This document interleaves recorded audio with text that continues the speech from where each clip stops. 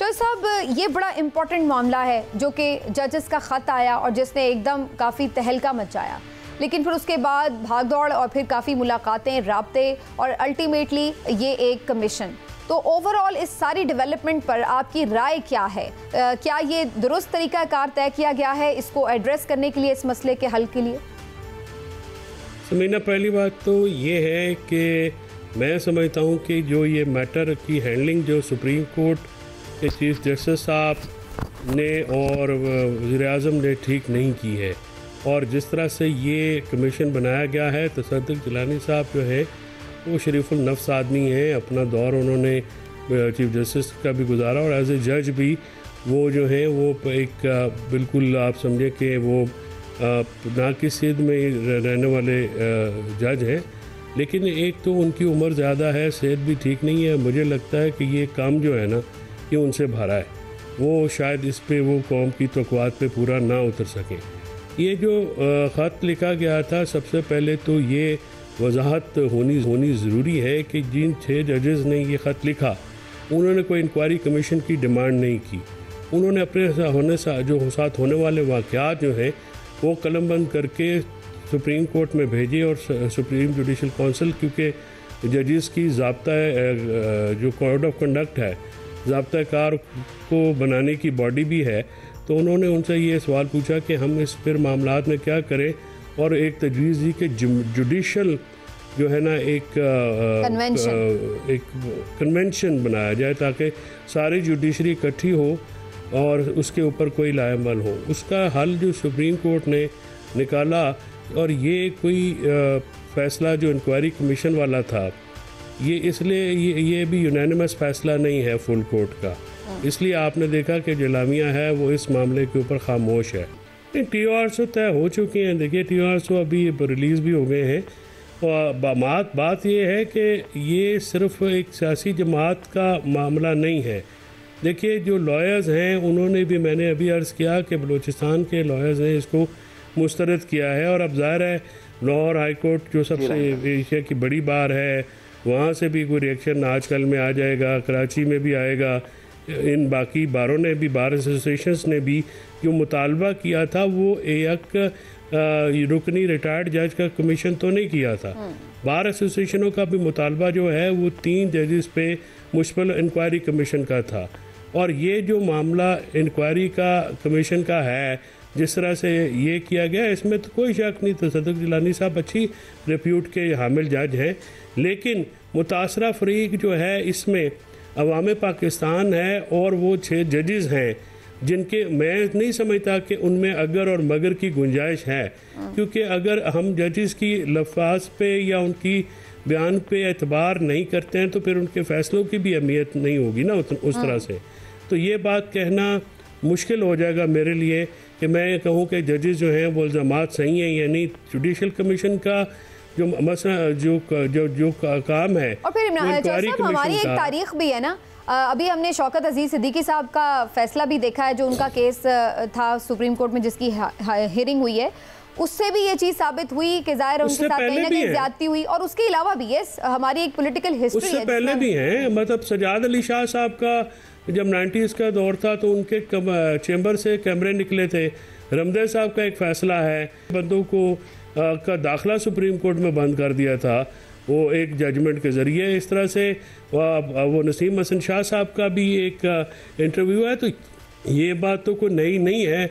इंतज़ामिया की मुदाखलत अदालती मामलात में तो होती है, और ये कोई एक पहला वाक़या भी नहीं है। जहाँ तक लेटर का भी आप ये कहें, इस किस्म का लेटर जो है ये शायद पहली दफ़ा होगा, लेकिन लेटर जज तो लिखते रहे।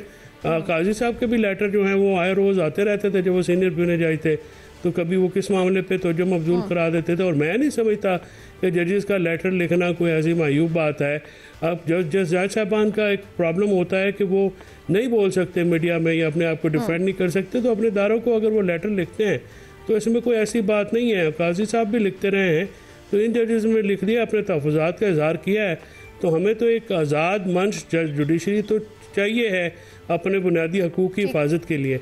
अगर वो नहीं होगी तो और इंतजामी मुदाखलत होगी तो फिर इंतजामिया के खिलाफ शिकायत हम कहाँ लेके जाएंगे। लेकिन साहब ये बात बहुत लोग कह रहे हैं कि जी ये तो कुछ लोग कह रहे हैं बड़े बहादुर जज हैं कि जो, एक मिनट इमरान साहब मैं आपकी भी राय लेती हूँ, कि जो खुल के बोल गए, वरना तो हमारे यहाँ ये रिवाज ही नहीं है, लोग बर्दाश्त कर जाते हैं और नहीं जिक्र करते। और कुछ लोग कह रहे हैं कि जी ये कमज़ोर हैं, वरना तौहीन अदालत में अगर कोई इनकी बात नहीं मान रहा था या फैसलों पे इन्फ्लुएंस करने की कोशिश कर रहा था तो वो तौहीन अदालत में तलब कर लेते। तो ये भी दो राय अपनी जगह एग्जिस्ट कर रही है कि इन जजेस ने क्या उसी तरह परफॉर्म किया जो उन्हें करना चाहिए था। मैं इमरान साहब इस पर ज़रा लीगल पॉइंट ऑफ व्यू भी ले लूँ, फिर मैं आपकी तरफ लाती हूँ। जी चल साहब। समीना, पहली बात तो ये है कि जो मेरे भाई ने हसन ने बात की है उससे तो साबित ये होता है कि फिर 3 जजेस के ऊपर तो ये मामलात हुए हैं और बाकी 3 जो जजेस ने उन पे अगर उनके साथ वाक़यात नहीं हुए तो वो काबिल एतराज़ बात नहीं है। उन्होंने इस चीज़ को हाईलाइट करने में अपना किरदार अदा किया, बहुत अच्छा किरदार अदा किया, इसको सराहाया जाना चाहिए। जहाँ तक बात है तौहीन अदालत की, तो इसी शहर के डिप्टी कमिश्नर को बाबर सत्तार साहब ने सज़ा दी है। वो अभी भी डिप्टी कमिश्नर हैं, वो काम कर रहे हैं, उनको तो नहीं हटाया गया। सज़ा याफ्ता शख्स ज़रूर हैं, उनकी सज़ा मुअत्तल हुई है और इसी हाई कोर्ट का जजमेंट है कि सज़ा जब तक कन्विक्शन सेटिस्फाइड नहीं होगी, सज़ा मुअत्तल जो है वो किसी का जुर्म जो है वो नहीं छुपा सकती। तो वो डिप्टी कमिश्नर साहब इधर ही हैं। इलेक्शन कमीशन की 5 अहकामात के बावजूद ये डीसी साहब और वो इधर ही रहे।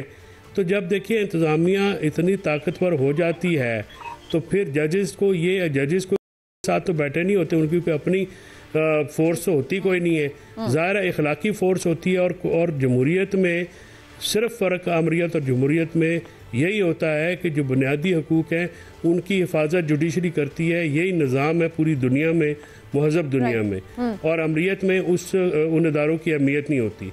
अब अगर इस सूरत हाल में 3 जजेस के साथ लेट्स प्रज्यूम के जो हसन साहब फरमा रहे हैं वो दुरुस्त है, 3 जजेस के साथ हुआ है, तो मुझे बताएं कि ये क्या अलार्मिंग बात नहीं है?